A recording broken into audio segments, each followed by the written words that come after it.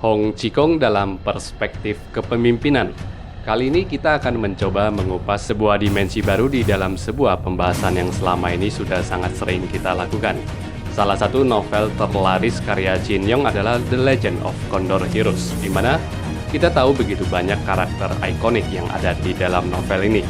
Salah satu karakter ikonik yang akan kita bahas hari ini adalah Hong Chikong, sang pengemis sakti 9 jari. Kita akan mencoba mengulasnya dalam sebuah sudut pandang perspektif kepemimpinan.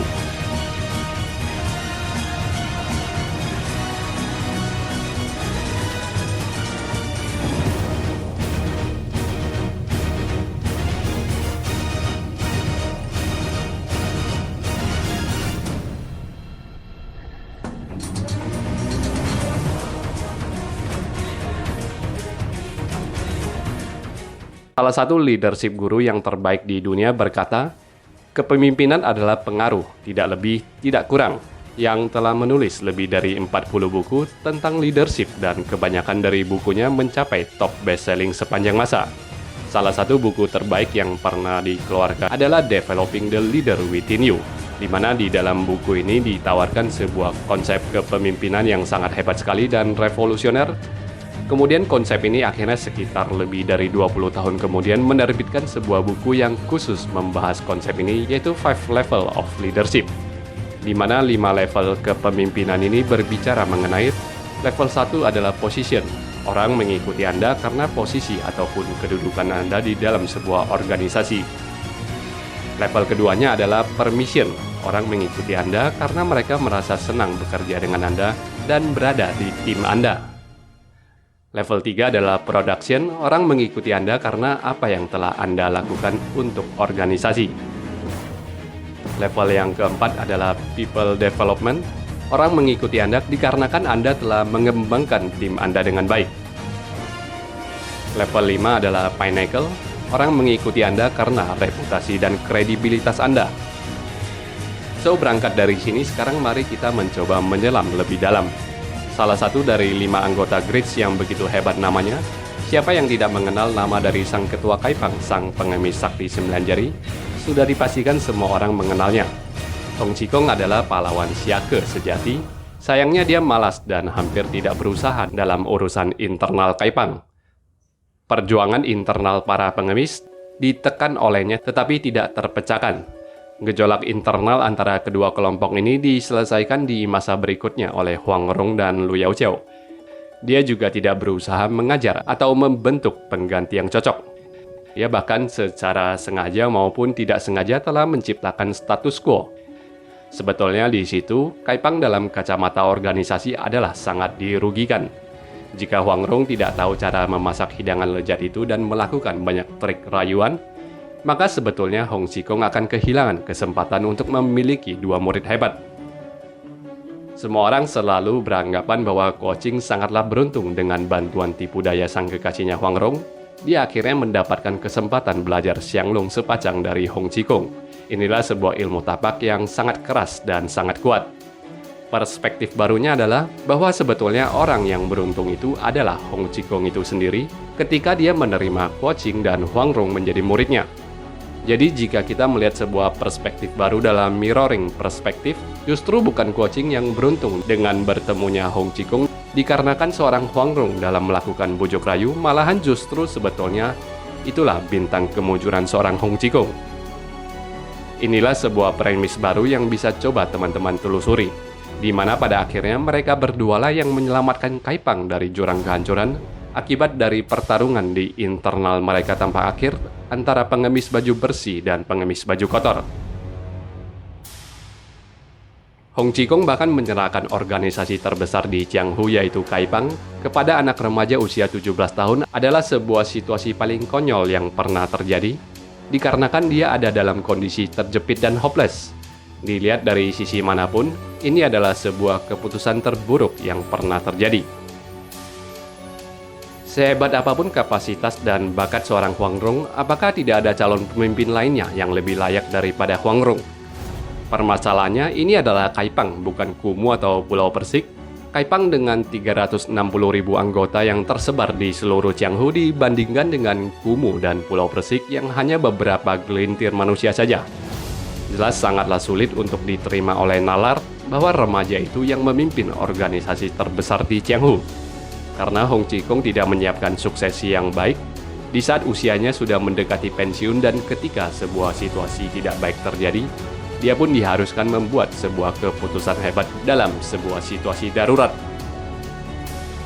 Memberikan tampuk kursi kepemimpinannya kepada anak remaja usia 17 tahun adalah sebuah perjudian yang sangat besar yang seharusnya tidak boleh terjadi di dalam organisasi sebesar Kaipang. Terlalu berat beban yang harus dipanggul oleh seorang Huang Rong dengan usia sekecil itu, dan itu sebetulnya tidaklah fair jika memang Huang Rong harus menanggungnya. Anak remaja yang seharusnya bertumbuh dan berkembang dengan baik tanpa ada beban sebesar itu sekarang menjadi berbeda dikarenakan ketidakbecusan seorang Hong Zhikong dalam mengelola organisasinya. Sehingga dengan mudahnya dia memberikan sebuah beban yang begitu hebat kepada anak remaja ini. Dan juga satu hal yang penting, di dalam masalah kaderisasi di dalam organisasi, tingkat ilmu silat para anggota pengemis lainnya tidaklah terlalu tinggi, bahkan tidak ada satupun pengurus puncak organisasi Kaipang ada di dalam bahkan sekedar top 20 fighter LOCH. Sebetulnya sungguh mengkhawatirkan melihat situasi pada saat itu untuk Kaipang. Hong Zhikong memang mengajari beberapa dari mereka beberapa ilmu silat, tetapi hanya untuk beberapa hari, dan dia tidak pernah meluangkan waktu untuk benar-benar mengajari salah satu dari mereka. Sekali lagi hanya ada satu kata, yaitu malas. Apakah dari sekian banyak orang hebat di Kaipang, apakah ia tidak ada satupun yang mempunyai bakat hebat sekualitas Guo Qing dan Huang Rong, baik dalam hal bakat dan talenta ilmu silat maupun memimpin organisasi? Rasanya kok juga tidak mungkin ya? Makanya tidak aneh jika dia pernah memotong jarinya dikarenakan akibat dari sifat malas dan rakusnya yang begitu hebat. Bila kita coba bandingkan dengan penerus grids yang lainnya, dalam hal ini yang original, artinya yang benar-benar dididik lingkungan mereka dari kecil, maka akan sangat terlihat bukan bahwa Kaipang sangatlah tertinggal jauh sekali. 4 guardian murid dari Tuan Cixing, 7 Master Chuanchen murid dari Wang Chongyang, 7 pendekar Pulau Persik murid dari Huang Yaose, Ouyang Ke sang penerus dari Ouyang Feng. Mereka memang semua murid didikan yang resmi. Mereka semua sangat terlihat begitu dikdaya, sangat berbeda bagaikan bumi dan langit dengan kualitas para petinggi Kaipang, para penerus Hong Zhikong. Wang Chongyang mengetahui dengan baik kapasitas dari para murid utamanya, maka dia berusaha menciptakan Tienkang Peido Formation agar ketujuh muridnya dapat mengimbangi bahkan mengalahkan para grades level untuk menjaga marwah dari nama baik Chuanchen. Jelas hal ini tidak dilakukan oleh Hong Zhikong dengan baik, tidak mempersiapkan apapun untuk menjaga nama baik Kaipang sepeninggalan dirinya.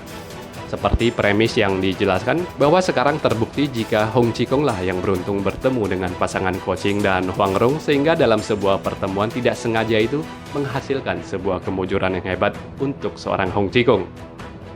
Sepantasnya sebagai pemimpin, dia harus menginvestasikan lebih banyak waktu untuk kesejahteraan Kaipang, dan itu adalah tugasnya untuk memastikan bahwa organisasi makmur dan sustain, bukan malah menghilang berkeliling dunia, entah di mana keberadaannya tak kenal rimbanya. Rasanya Hong Zhikong tidak memiliki rasa tanggung jawab. Itulah yang membedakan sangat jauh dengan kualitas dari seorang Wang Chongyang. Dia menata Chuanchen dengan baik sepeninggalan dirinya, memilih Mai daripada Qiu Chuji sebagai ketua perguruan Chuanchen, dan memang pilihan itu sangatlah tepat. Secara ilmu silat memang Qiu Chuji lebih unggul daripada Mai, tetapi Mai sangat jauh lebih unggul dalam hal manajemen organisasi, sehingga di era LOCH, Chuanchen masih tetap bercokol di puncak kepemimpinan Jianghu. Walaupun Kaipang dengan Hong Zhikongnya masih terus menguntit dengan sangat keras dan dekat, dikarenakan semua itu adalah buah dari kehebatan Mai dalam memimpin organisasi Chuanchen. Hong Zhikong sendiri sangat jelas tidak menerapkan 2 dari 21 hukum kepemimpinan, yaitu hukum ke-11, The Law of Inner Circle, dan hukum ke-12, The Law of Empowerment. Dia tidak menata dengan baik para petinggi di lingkaran dalamnya sendiri, di mana nantinya kita akan melihat lebih detail dalam bagian manajemen konflik. Kemudian dia sendiri sama sekali tidak pernah berusaha untuk membuat bagaimana para inner circle-nya dapat bertumbuh dan berkembang dengan baik. Alih-alih membantu mengembangkan mereka, tetapi dia memilih berkelana di Jianghu, Dan yang lebih gilanya adalah dia tinggal selama hampir setahun di atap dapur istana untuk mencuri makanan untuk kaisar daripada memilih untuk mengembangkan orang-orang di lingkar dalamnya. Itukah prioritas utama dari ketua Kaipang? Jika Hong Zhikong betul-betul menyiapkan sebuah suksesi berkelanjutan dan berkesinambungan, maka polemik konflik internal tidak akan terjadi, yaitu perseteruan antara pengemis baju bersih dan baju kotor. Jelas konflik ini adalah perebutan kekuasaan setelah era kepemimpinan Hong Zhikong berakhir. Kehadiran Huang Rong memang sebuah solusi yang tepat dalam meredakan perseteruan internal ini, tetapi yang perlu diingat adalah eksistensi Huang Rong sebagai ketua Kaipang adalah sebuah peristiwa yang tidak direncanakan sebelumnya. Jadi kita seharusnya boleh dapat mengesampingkan hal ini, bahwa sekali lagi hal ini bukanlah sebuah by design, melainkan sebuah keberuntungan belaka. Tetapi tampaknya Hong Zhikong sepertinya menikmati situasi ini, sebuah konflik internal dan status quo. Dia memilih menghilang, mengembara kemanapun dia suka daripada mencoba meredam dan bahkan menyelesaikan kasus manajemen konflik dari internal Kaipang.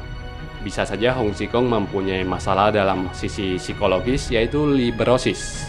Sebuah perasaan yang muncul ketika kita tidak ingin mempedulikan sesuatu hal yang sudah terjadi. Seperti yang dikatakan oleh leaders touch a heart before they ask for a hand. Hal ini tidak dilakukan oleh seorang Hong Zhikong di dalam menjaga keberlangsungan masa depan Kaipang. Sebab seandainya Hong Zhikong tidak bertemu dengan Guo Qing dan Huang Rong, maka setelah sepeninggalannya maka Kaipang akan dilanda perpecahan besar, seperti yang terjadi di dalam Mingqiao saat tiba-tiba Yang Tidian sang Jiaochu menghilang tanpa kabar. Kesimpulannya, meskipun demikian, Hong Zhikong adalah salah satu karakter yang paling dicintai dan mengagumkan dalam dua seri novel tersebut, khususnya di ROCH. Sebagai salah satu dari 5 grids, level guru dari sang pendekar besar Guo Qing, tentunya profilnya sungguhlah melegenda. Tidak ada yang berani meragukan profil dari seorang Hong Zhikong dari sisi kepemimpinannya. Dengan 5 level kepemimpinan, maka korelasinya adalah Hong Zhikong ternyata hanya mampu berada di posisi ketiga, yaitu di level production. Sebab pencapaian Kaipang di Jianghu dalam masa kepemimpinannya betul-betul berada di puncak dunia. Posisi Kaipang hanya kalah dari Chuanzhen, sang pemimpin dunia persilatan pada era LOCH. Hong Zhikong gagal masuk ke dalam tingkat level keempat, yaitu people development, dikarenakan dia tidak pernah betul-betul menyiapkan sebuah suksesi dengan baik dari ilmu silat maupun manajemen organisasi, karena dia malas dan tidak mempunyai visi besar. Dalam hal ini, Hong Zhikong jauh dari kata excellent, yang mana jika kita mengacu kepada ilmu silatnya yang begitu paripurna. Apa yang terjadi jika Hong Zhikong tidak bertemu dengan Huang Rong dan Guo Qing? Apakah Kaipang masih akan bertahan dengan baik hingga di eranya Zhang Wuqi?